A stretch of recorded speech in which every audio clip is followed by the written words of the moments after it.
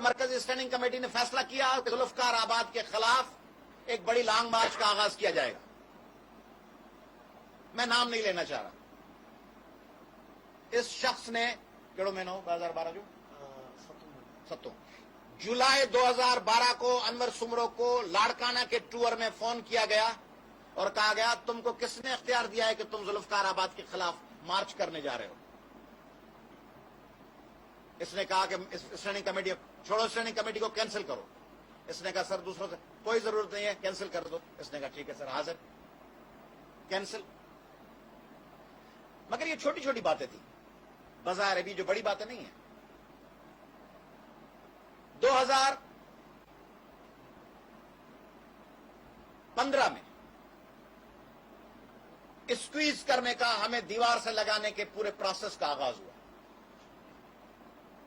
یہ دونوں دوست مجھے کہتے رہے, گلزار جمانی اور ڈاکٹر عزیز طالپور, بار بار کہ تمہارے خلاف اندر بڑی سخت قسم کی کاروائی ہونے جا رہی ہے, سس پس کا ماحول بنایا جا رہا ہے, 5-6 لوگ ساری سندھ میں پھیلے ہوئے ہیں. میں نے کہا پھیلیں دے, ہوتا ہے ڈفرنس آف اوپینین. انہوں نے کہا ڈفرنس آف اوپینین نہیں ہے, آرگنائز چیز ہے. ان لوگوں نے فیصلہ کیا کہ ہم 10 دن حیدرآباد میں کرپشن کے لیے نسیم نگر پہ دھرنا لگانے جا رہے ہیں. مشورہ کرنے گئے اپنے قائدین سے کہ ہم 10 دن دھرنا لگائیں گے یا ہم دوبارہ بیداری مارچ کریں جس طرح پہلے کیا تھا. ان کو کہا گیا کہ دھرنا لگائیں, بھلے ایاز بیٹھے, میں بھی آؤں گا ایک دن کے. دھرنا لگا, ہم نے کسی کو انسسٹ نہیں کیا تھا, ہم نے فارمل دعوتیں دی تھی. مسلم لیگ نون کے سینیٹر آئے, پی ٹی آئی کے ایم این اے مالی صاحب آئے, پی ایم ایل این کے لوگ آئے, فنکشنل کے آئے, جسکم کے آئے, ایس یو پی کے دوست آئے, وسان صاحب, سب آ کے بیٹھے. 10 دن چلتے رہے. اچانک 2 اہم محترم شخصیتیں آ گئی. ان کو دعوت دی تھی, سب کو دعوت دی تھی ہم نے, وہ آئے. انہوں نے ہماری اسٹیج سے تقاریر کی. ایک دن ڈاکٹر ذوالفقار مرزا صاحب, دوسرے دن ممتاز علی بھٹو صاحب, اور ان کی حسب دستور بڑی سخت تقاریر تھی.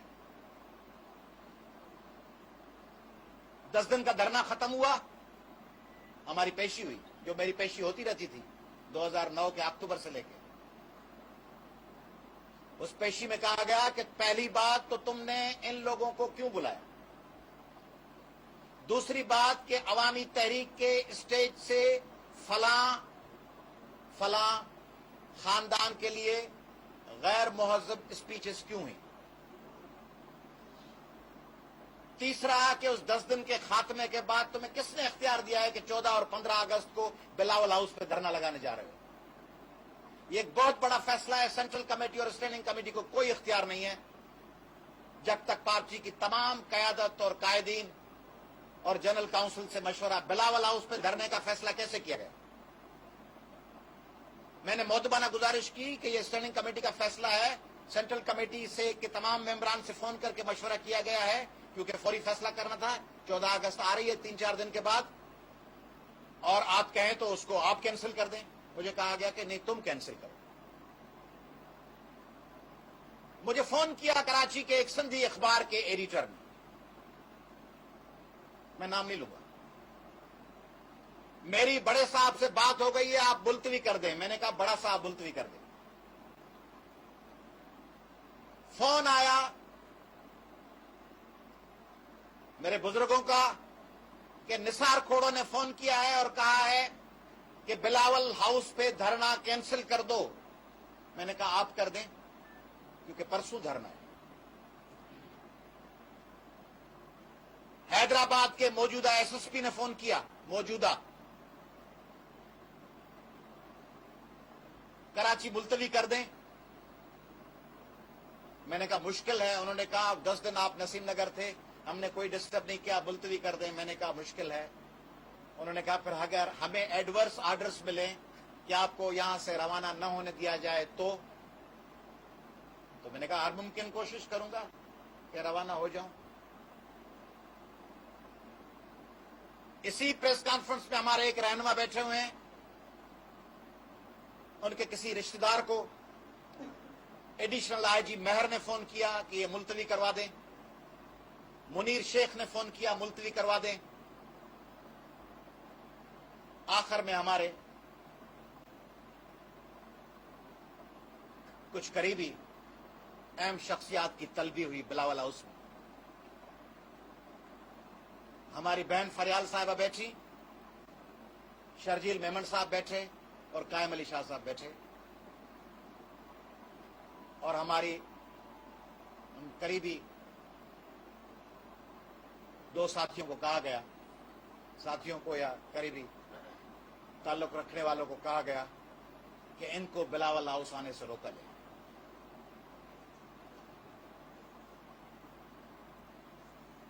آخری رات جس صبح جانا تھا، مجھے حکم موصول ہوا D10 سے، پریس کانفرنس کرو، ملتوی کر دو۔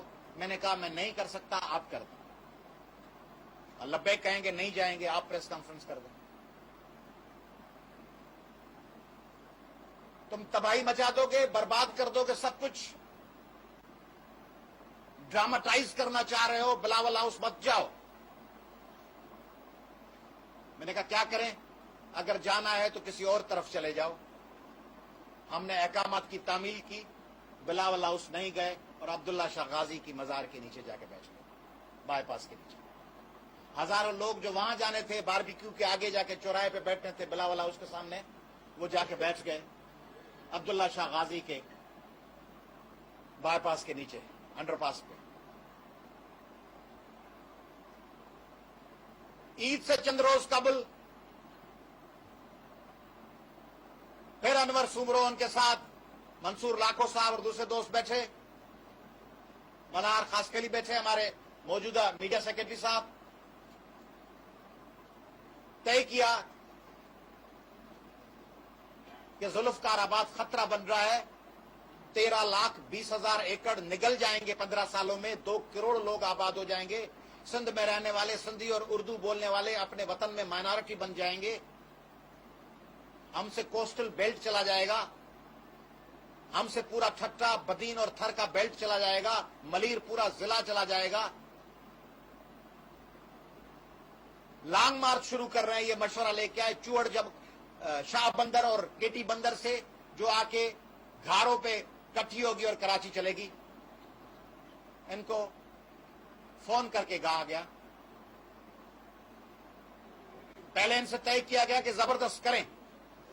انہوں نے جب سارا اسی گھر کے ڈرائنگ روم میں بیٹھ کے سارا پلان بنایا، ان کو فون کر کے کہا گیا کہ فلاں الیکشن ہو جائے اس وقت تک ملتوی کر دیں۔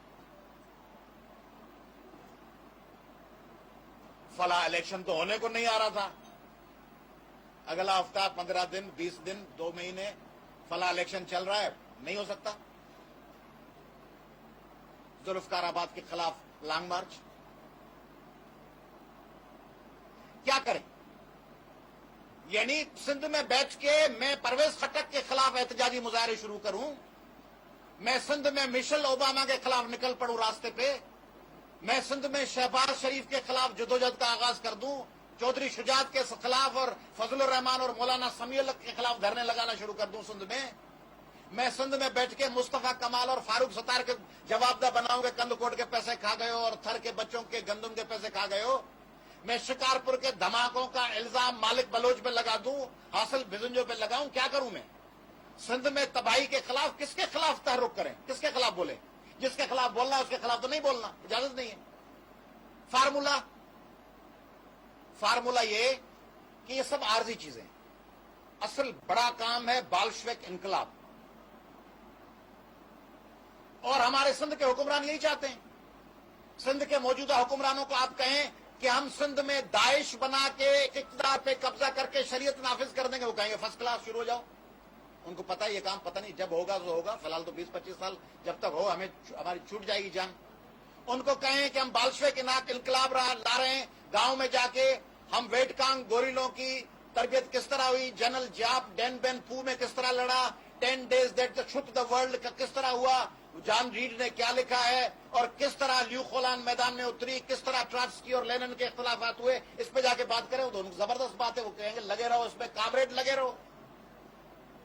ان کو कहा जाए कि सिंध में जाके हम मुल्क तोड़ने के नारे लगाएंगे, हुक्मरान सिंध वाले खुश हो जाएंगे। उनको 3 बातें सूट करती हैं, जाओ शुरू हो जाओ मुल्क तोड़ेंगे, जाओ शुरू हो जाओ कम्युनिस्ट इनकलाब लाएंगे, जाओ शुरू हो जाओ नफाज शरीयत के लिए दाइश वाली तहरीक चलाते हैं। क्योंकि ये तीनों चीजें एड्रेस नहीं करती करप्शन को, थर में मरने वाले बच्चों को, ये एड्रेस नहीं करती सिंध में जो फसलें तबाह हैं, जिस तरह रोडी कैनाल बंद कर दिया गया, जिस तरह लाखों एकड़ जमीन दे दी गई कच्चे की, जिस तरह गोरख और कारूंझर की जमीनें दे दी गई, जिस तरह सिंध में नौकरियां बेची जा रही हैं। फकत इन चीजों पे मत बोलो, बाकी जाओ। मेरे भाई इंफॉर्मेशन डिपार्टमेंट के सरबराह ने कल मेरे पे बात की है ना, देखें एप्रिसिएशन आ गई कल के प्रेस कॉन्फ्रेंस की कि अयाज लतीफ पलीजो की तरबियत सही नहीं।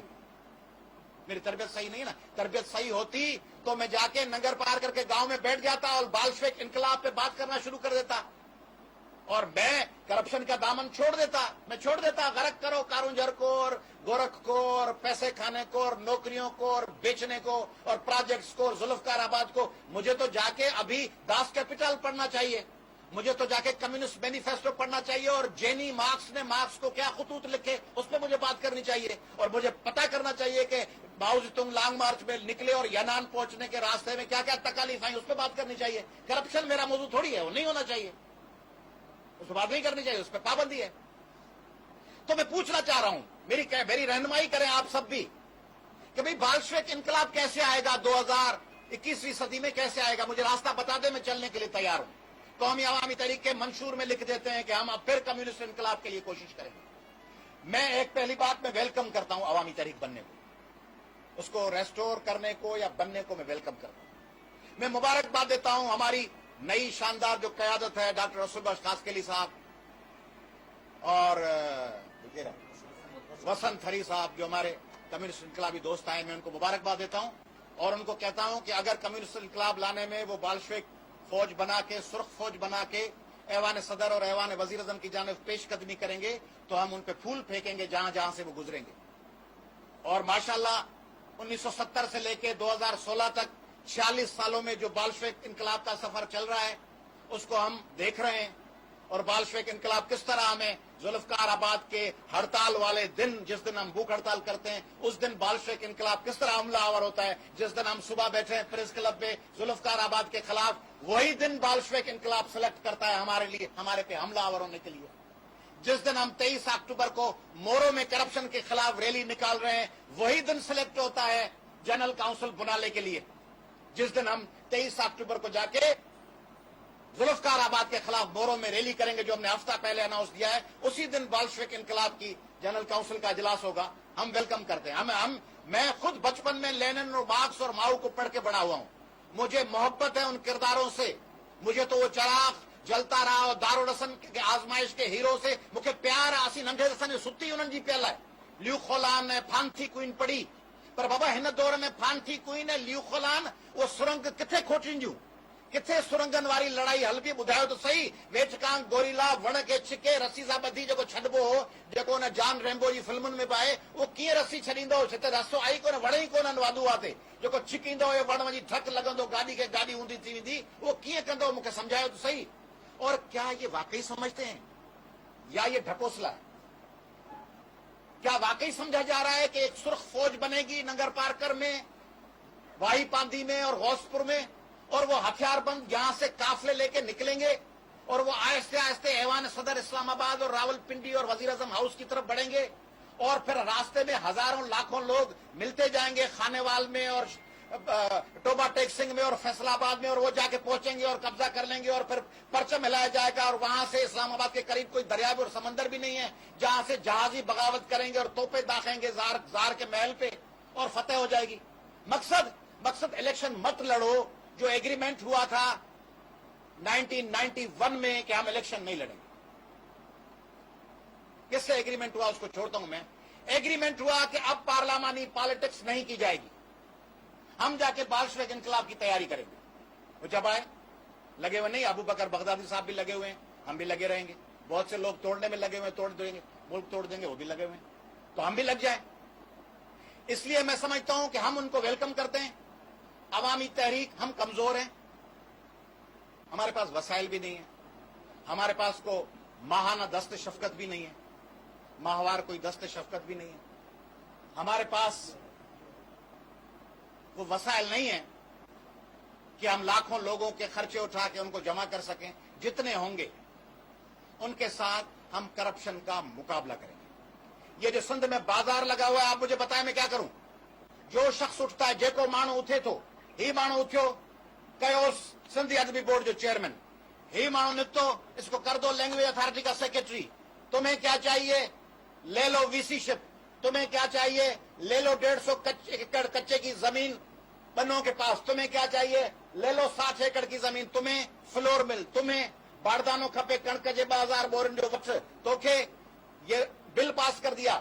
خیرپور اور کندکوٹ اور شکارپور میں 30 ایکڑ زمین ہے پیپلز پارٹی کے وڈیرے کے پاس, وہ مرج ہو جائے گی ذوالفقار آباد میں اور اس کو دے دی جائے گی ذوالفقار آباد کی زمین, اور وہ اس کی 30-40 ایکڑ سرکار لے لے گی اریگیشن اور فارسٹ وہاں پہ کندکوٹ میں اور شکارپور میں.